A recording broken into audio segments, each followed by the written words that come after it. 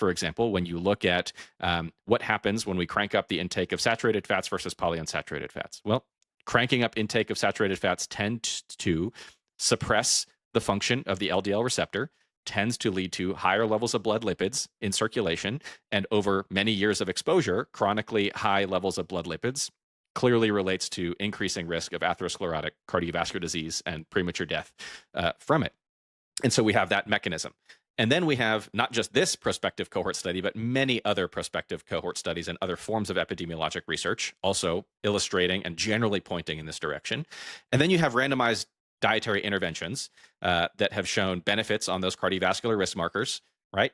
And then lastly, there are other national public health interventions that have been done around the world over time, the most dramatic of which I believe was done either in Sweden or Finland a few decades ago, that had a huge drop in their cardiovascular risk. There was a multimodal kind of intervention that was done, but a large portion of the effect was explained by a reduction in their habitual consumption of butter intake. So again, we have tons of different kind of ways at coming at this question that by and large are pointing us towards a similar conclusion.